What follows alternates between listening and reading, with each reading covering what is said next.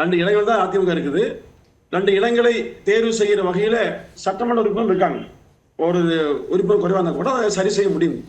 இப்போ பொதுவா பாத்தீங்கன்னா கூட்டணி கட்சிகளுக்கு ஒப்பந்தம் செய்திருந்தால் நிச்சயமாக அந்த ஒப்பந்த அடிப்படையில் அதிமுக நிச்சயமாக செய்து கொடுக்கும்.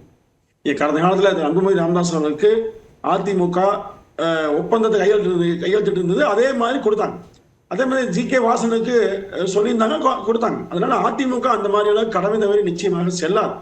இப்போ 2026 தேர்தல் வர இருக்கிறது. ஆனால் தேமுதிக ஜனவரி மாதம் தான் முடிவு செய்யும் சொல்லுது, கூட்டணி இல்லைன்னு சொல்லுது. அப்போ ஒரு நிலையான ஒரு போக்கு ஒரு கட்சிக்கு இல்லை என்கிற போது அது யோசனை யாருக்கும் வருங்க. பொதுவாக எடப்பாடியார் அவர்களை பற்றி நேரடியாக தெரிந்து கொள்ளாதவர்கள், அவர் பற்றி புரியாதவர்கள் நிறைய கதைகளை சொல்லலாம். ஆனால் அவரை பொறுத்தவரையில் அதாவது சொல்லாமல் செய்வர் பெரியர், சொல்லியும் செய்யார் செய்யர் என்பதற்கேற்ப அவர் சொல்லாமல் செய்யக்கூடியவர் தான்.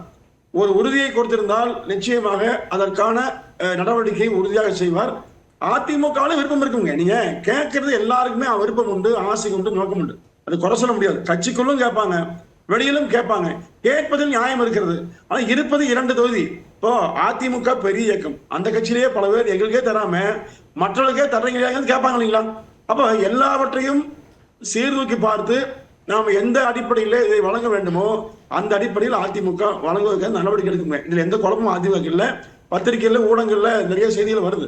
ஆனால் அவையெல்லாம் உண்மையில்லா செய்திதான். அதிமுகவுக்கு இந்த 2 தொகுதி வாய்ப்பை இப்போ நீங்க 64 66 எம்எல்ஏக்கள் 62 பேர் இருக்காங்க.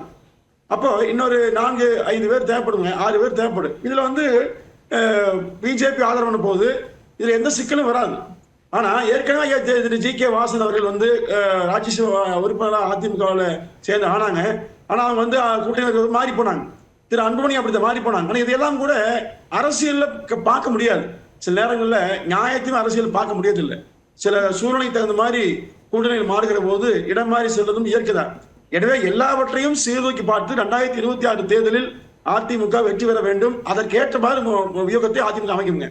இல்ல, இப்போ ஒப்பந்தம் செய்திருந்தால் நிச்சயமாக எடப்பாடி கொடுத்திருப்பார் என்ற கருத்தை சொன்னீங்க. இப்போ பிரேமலதா விஜயகாந்த் தன்னுடைய பேட்டியில தெளிவா சொல்றாங்க, அரசியல்ல வார்த்தை முக்கியம், அப்பதான் மக்கள் நம்புவாங்க. ஸோ அப்படியான ஒரு ஒப்புதல் கொடுக்கப்பட்டது, அதற்கான வாக்குறுதி கொடுக்கப்பட்டது. அந்த அடிப்படையில அதிமுக தங்களுக்கு சீட் கொடுக்க வேண்டியது அவர்களுடைய கடமை அப்படின்னு சொல்றாங்க. அப்போ அந்த ஒரு உறுதிப்பாடு கொடுக்கப்படாமலா இந்த அளவுக்கு உறுதியா அவங்க செய்தியாளர் சந்திப்புல சொல்லுவாங்க? நீங்க பாமகவுக்கு கொடுக்கும்போது பாத்தீங்கன்னா அந்த ஒப்பந்த கடிதத்திலே தெளிவா சொன்னாங்க, 7 நாடாளுமன்ற